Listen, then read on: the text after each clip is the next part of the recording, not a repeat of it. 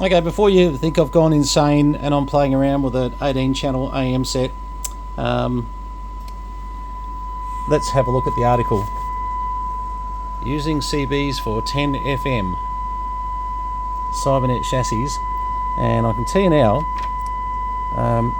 my mate who sent me this down, now he has not touched this for a long time, 20-30 years, but as you can see, he did make a lot of notes on quite a bit of how to get this thing to work up on 29.6 and how to get it to perform with the 100 kc split, etc. Even the repeater access, as you can see, I haven't checked exactly whether he did it with replacing the 10.695 with the 10.795 or whether he's just a combination of pins. Have to have a look in a minute. But that's on 29 now. Let's have a look here. I've done this 29621. So basically, from what I can see, it's controlled by 40 million switches here, which is okay. Hang on, let's have a look. Now, I don't know if I can do this. Maybe I could just set up the camera so you can sort of see. I wonder if it's going to stay there. I need something to do this. I need two hands free for this.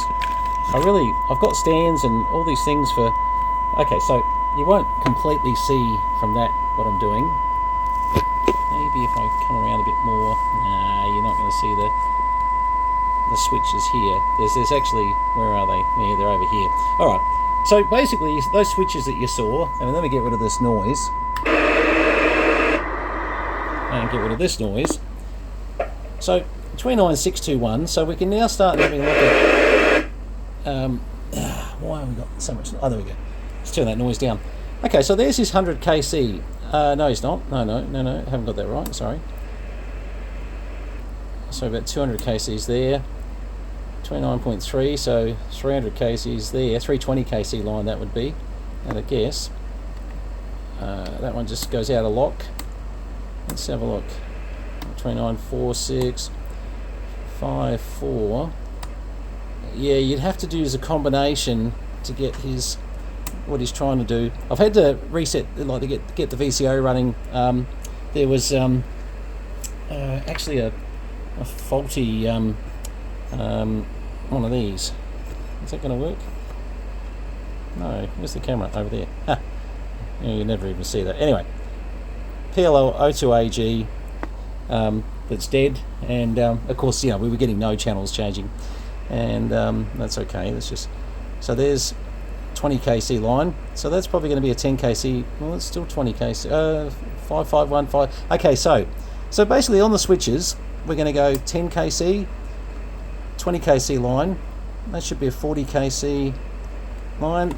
That should be a 80 kc, but yeah, 80 kc line. So that makes a 160, 320, and 640 kc is getting me out of lock, unfortunately. All right, which would make sense because that would throw us way off. And then he's got another on the Delta tune. He's got, what's it doing? That's going 551 down to 538. It's a bit rattly, isn't it? Yeah. Okay. Try this one. Ah, look at that. 551 to 661. So if I change the switch, yeah, it's still 110 kc, so I'm not sure how he's doing that. I'd have to then take off. You're going to be playing switches a fair bit to get this right. Hang on, when I'm in that position. Yes, and that's the thing. You're going to be forever. You'd want to keep a frequency counter on this thing. All right. Okay. So you're getting the idea of all these switches here, and this is the sort of projects people did back in the day. Just I just wanted to sort of show you what we're up to a bit here. Now, there's a little bit of adding discriminator board. They've got an MC1358 in here, in there. Yep. What else are they doing? Let's say they're taking mic audio in over here. This was glued on at some stage and it's just sort of needs to go back in there.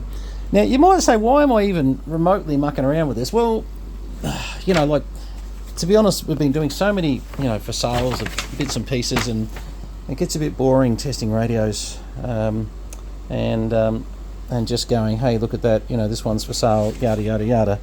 So this was a way to break the boredom to some degree. Now there was a chart. This BCD chart, binary chart, will show you, but there was a better one. Where was it? Because it really did show you the different KC lines. And this is, here we go. Yep. Okay. So this is your division ratios, and really this is all you need to know, because when you start looking at this is actually how they get their channels. Now, I got to say, yeah, it's a bit convoluted, and it would be far easier to take this away and put a digiscan on it, for sure, and have it on the correct frequency. But basically, think of this as switch on, switch off. So basically, that's your zero line. So to get to 29.3, you need the 20 kc line, so 40, 80, the 160 kc line, and everything else can be just set to 0. So you're basically applying 5 volts on those two lines to get 29.3. And so what they do is when they go to say 29.6, the call frequency, they're basically the 10 kc line. And what are they doing? The 320 kc line again. And is it 320 or 6? Oh, I've got to do my maths here. Sorry, hang on, I just lost track of where I was. There we are. So 10, 20, 40, 80, 160, 320, yeah, so 320 line. And see, you're not going to use the 640 line a lot, although that depends. So I may have this backwards too. Yeah, actually, come to think of it, more I'm looking at this, it would make more sense. Although they still use the 640 line here to get 7483921. Oh, right, okay. Sorry. What I was assuming was wrong. Okay. Yes. So, I forget everything I just said. It's not running in line here.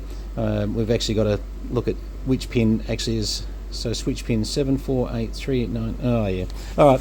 So what that means is, depending on how he's wired this switch here, as to when I'm flicking a switch here. So say I flick that switch there, 621, and then I come along and flick that switch back, 601. So we know that this way, this spread here is running like we said on before, but unfortunately the chart doesn't run the same as the way these switches run. But these switches run very smart. So if you're close to the frequency, so we're 601, and you've got to go up 10 kcs, sorry, 20 kcs in this case, we've gone, then it's that switch there. And sometimes it'll depend, it won't always, because sometimes the combination is going to be your problem. And as you can see, as I'm flicking switches here, I'm getting myself into trouble because I've put a 160, an 80 kc, 20, 40, sorry, 10, 20, 40. So I've got a 40 kc line in there giving me trouble, and I need to bring myself up. Now I'm going down now too far. And as you can see, you would get to the stage where it might drive you a little bit insane until you actually found the so let's say we wanted to use one of the repeaters at the moment, and 620 is a repeater. Basically we know that all we have to do is my goodness, all switches there except for one on the bottom there. Hang on, but does that change anything on it? Oh yeah, it does. It puts it out of lock. Okay, so we need always on our 640 kc line, we're actually leaving that in when we're up at this part of the band, and then our small adjustments in frequency are all coming from these little switches here. So we go from 621 down to 610. I'm just rounding it off a bit. I should go adjust the frequency so that it actually hang on, can I do that? I'm just trying to see where the, oh, there it is. If I adjust that there, oh, 612, no, hang on, it's not really coming down to, it's going up but not down. Alright, bugger, that would have been nice if it had oh, yeah, see, it's coming out of lock there, so I'll just leave it in the middle there. Anyway, yeah, so this is the sort of project that, in the 1990s, people used to do. It was certainly a bit of fun for them to turn these sort of radios into a into a little 10-meter radio. And really, the only thing that I'm sort of finding is maybe just a bit of a problem. We were having a look before, and I'll run this up onto 620 again. Hang on, 620, 610, 1, 2, 1, 2. No, hang on. Can I go to 620 just by going? No, wrong way. Can I go to 620 there? Yeah, I can. That's there. 1, 2, 1, 2. But the FM is a little bit of, as you can hear it there, it's as I try to drive it too hard, it'll actually come out of lock. The radio is coming out of lock. So the way that they're driving this, you can have a look at this. As I talk there, 1, 2, 3, 4, 5. It's right on the verge of dropping out of lock all the time. 1, 2, then it definitely goes mental. Then sort of. So yeah, it's a nice little project that I would say this used to work. Just being very honest, I think we'll go and reattach this board up, and I think we'll go through and just have a bit of a look at some of this stuff here and say, right, let's get the PLL so it's locking, and when it's in transmit, that FM isn't sort of throwing it way out, because at the moment, it's got some issues which are just causing it, and that could just be alignment, quite honestly, because from all memories, chap that used to own this, and long story, but I swapped him a IC706 for this. Not really. No. I actually fixed his 706. He was nice enough to give me a couple of bits and pieces to say, hey, you might want these for your museum to have a muck around with. And I said, no, that's cool. Why not? So this is more just a leisure project, but we'll keep you updated. If we go getting this sorted out and make it work on, work, as in do a contact on a repeater or something, be very interesting. But it's certainly, you can see the amount of work's gone into it. Someone's really thought this out, and this was glued on. It's just come off. It's I've just provided a bit of a ground for the moment, but excuse me, I don't actually think it needed it. But I'd be really curious just to see if we can get this thing operating so it's a little fun little radio. 1, 2, as you can see it's having a bit of trouble locking there, just when you deviate. And remember, this is an AM radio that we're now trying to convert it over and get it to become something that modulates by frequency modulation. Now, I imagine when I start reading through the notes, there'll be a few things that I'll go, oh, that's right, that's how they work, don't they? Yeah, we're really trying to put a square peg in a round hole in some respects, but then again, maybe not so bad. And once again, I think that's where they sort of run a VCO up in the middle here, and as you can see, they've got stages through there. They're 10.240 just over there for the channel spacing for the chip for the PLO02A, and what are they using over here? I can't actually read that one, to be honest. Should be a 10.695, I would have thought. Yeah, there it is, 10.695. Okay, so it's got all the bits and pieces there to turn it into a little 10-meter set, and it's in such good condition. Don't laugh at this. If you hated the 10-meter idea, putting it back to being an 18-channel AM set wouldn't be bad either, because it's a very nice model. This it was, I think we won't do that. I think we'll soldier on and play turn this into a. But when it started here, we got absolutely no power out of it. Obviously, not getting huge power yet. We're getting about a watt out of that, so it's not big. As you see on the Crow, it's but hey, it's better than what it looked at. But I definitely would suggest whenever you're doing one of these types of projects with loads of switches, grab an old FM30, because otherwise, what I was doing, before I grabbed the FM30, I was sitting here and looking at the spec end and having to basically throw switches and say, oh, what moved and what didn't, and sort of how far did it go, and see how you're just seeing the moving about a few hundred kcs there, and that's what I was doing. And I thought much easier to to do that, to see a 300 kc move and then not have to guess what move it was. What's that one back to? 29141. So we're still locking down at 29141. Yeah, okay. So that will go back to 296. Yeah. So, and ideally, even though this is not the same VCO system that they used on the sideband units, you still should be able to get a few hundred kcs out of it. 400 or 500 kcs quite easily. And I think we're getting. What did we get then? I think it was close. 621 down to 300 down to, that should just add 141. So about 500 kcs. Yeah. So. And that's certainly enough to do. You really only need 200 or 300 kcs. Well, no, that's not true. If you want to get down to the 10 meter, 29.3 for the Japanese call channel, yeah, that's just perfect for this once it gets up and running. All right. Anyway, look, this is just one of my. I've been busy all day, and we've been, pulling out bits of test equipment everywhere and getting stuff out of here. We're still in a bloody mess, but I just needed a break, so I thought just a little breather with a little 10 meter.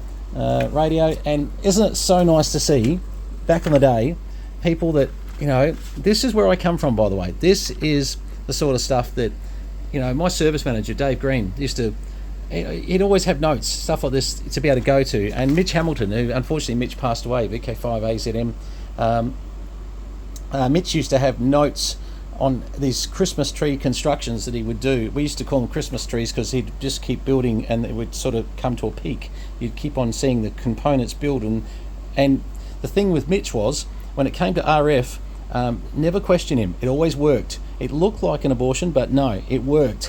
He's amazing, absolutely amazing, and really sorry that we don't have Mitch anymore. I was actually in Indonesia working when Mitch died, and I wasn't able to get to the funeral, which was actually delayed quite a bit. I came home and thought we were going to make it for the funeral, but the delay was continuous. It was crazy. It was a number of weeks because of the unknown cause of death, and in the end they didn't really know. They sort of say they do, but they don't.